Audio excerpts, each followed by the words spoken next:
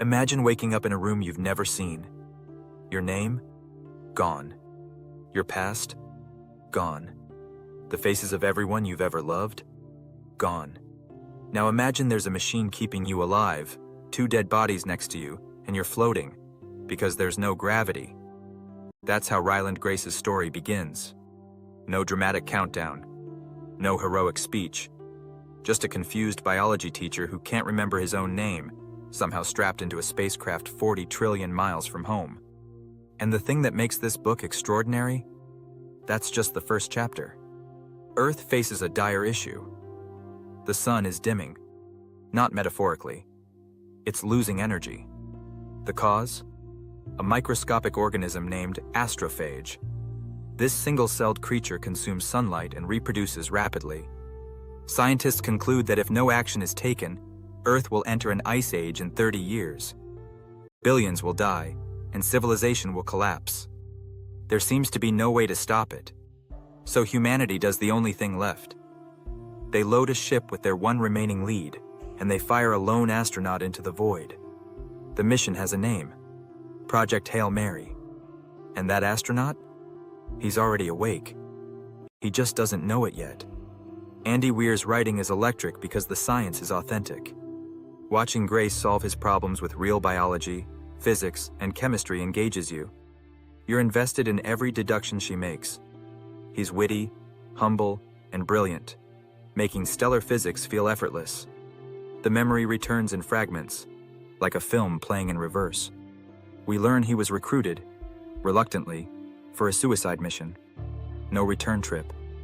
Just fly to the star Tau Ceti, find out why astrophage isn't infecting it, and somehow beam that answer back to Earth.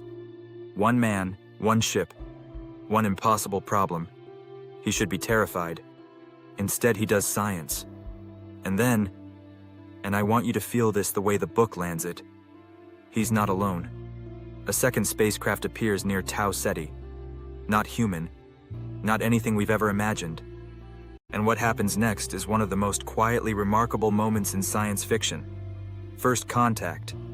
Not war, not fear, not misunderstanding. 2 scientists, one human, one not, start doing math together through a spacecraft window. His name for the alien is Rocky. Rocky is a spider-shaped, ammonia-breathing, pressure suit-wearing engineer with a beautiful mind and a better sense of humor than most humans you've met. The friendship that develops between Grace and Rocky is the beating heart of this book. It's warm, funny, tender, and completely alien. Weir solves the communication problem in the most nerdy, satisfying way possible, and you believe every word of it. The clock is ticking. Earth is dying.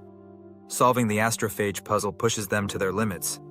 Language, physics, and species barriers stand in their way. 2/3 in, Grace makes a choice that costs everything. I won't spoil it, but it made me rethink everything. I felt emotions I haven't felt from a novel in years. What Weir does that almost no one else does is make optimism feel earned. This isn't a book where the hero wins because the plot demands it. Grace wins, when he wins, because he thought harder than the problem. Because he stayed curious when he should have panicked. Because friendship, even across the cosmos, turns out to be one of the most powerful forces in the universe. Project Hail Mary is, at its core, a love letter to science, to curiosity, to the strange, stubborn human, and apparently non-human, instinct to figure things out. It's the Martian with better emotional stakes and a more astonishing imagination. And the ending?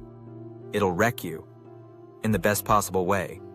If you've ever stayed up past midnight because you had to know how something worked, this book was written for you. 5 stars. No notes. Go read it. And if you've already read it, drop your Rocky reaction in the comments, because I know you had one.